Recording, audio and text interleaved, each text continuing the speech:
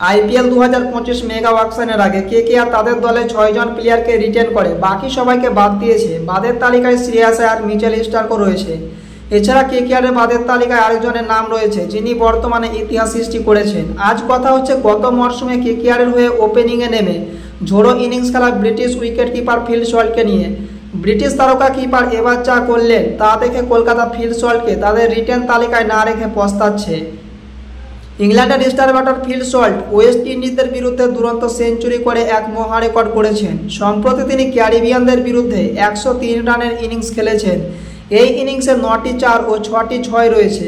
টি-20তে West ইন্ডিজের বিরুদ্ধে এটা স্লটের তৃতীয় সেঞ্চুরি, আর এটা করে স্লট একটি দলের বিরুদ্ধে সবথেকে বেশি সেঞ্চুরি করার মালিক হলেন Phil Salt.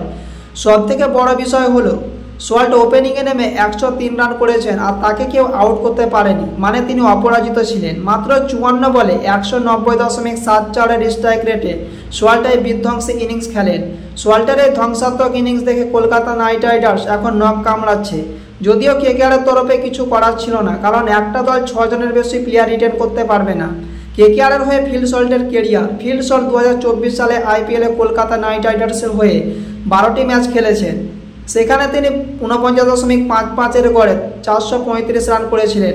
Feel সল্টের strike rate ছিল 182.01।